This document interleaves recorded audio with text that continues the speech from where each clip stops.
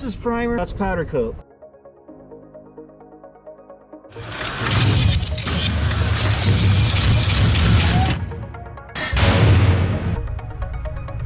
Back at the shop, got the frame all ready to go. Gonna start assembling it, and now it's time to focus on the body. This is our cab, the original cab. It's in really good shape, no major rust holes. We have the roof sandblasted, so it's nice and prepped. Now we're gonna take it over to get it completely blasted out, get all this paint off of here so we can primer it. Sergeant Square cab. We're moving along.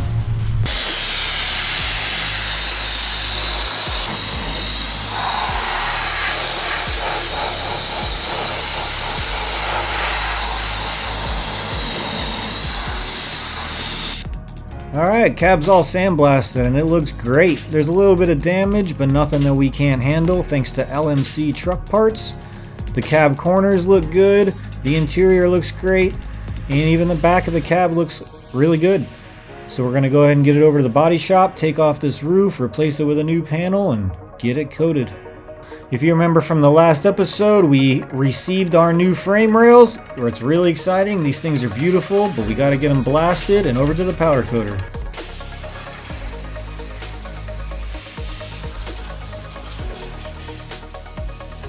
Getting the parts sandblasted before powder coating.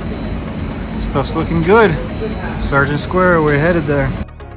Alright, let's explain powder coating a little bit. This process works by applying a colored powder to a metal surface before baking it onto the surface using heat to form a hard finish in the powder.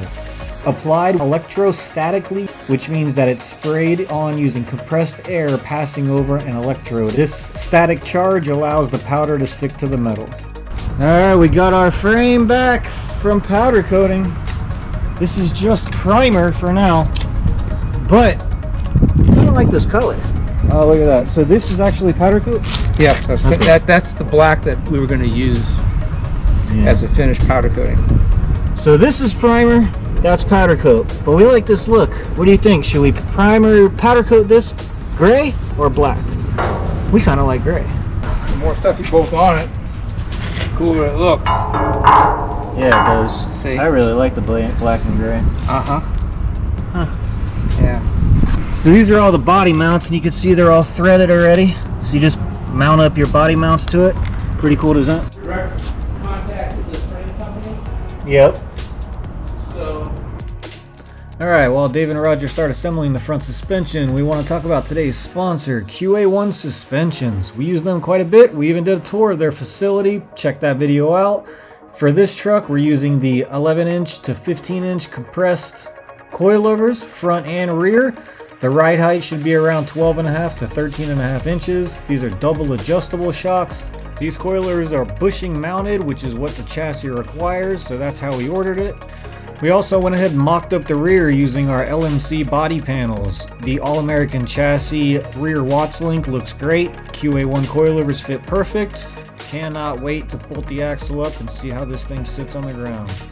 Alright, now back over to the body shop. They start removing the front windshield surround. This piece was completely useless, so we ordered up a new one and started tack welding it all the way around. Nick is an up-and-coming hot rod builder, and he installed this piece perfectly.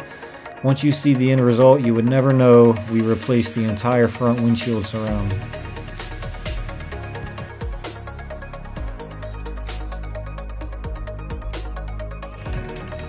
As you can see, he's tack welding and moving along, not ever putting too much heat in one particular spot of metal. Don't want to warp that metal, especially where the windshield goes.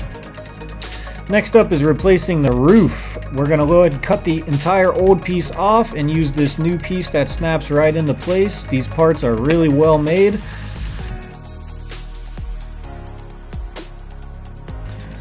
Now a few final welds on the firewall to make it nice and clean, and the doors to make sure they fit. Nick is going to go ahead and tape off the entire cab so we don't get any overspray primer on the inside. We're using all PPG epoxy primer on this project, as well as all PPG paint. Alright, that's all we got for now, so we'll see you in the next episode. This is going to be a great truck for a great cause.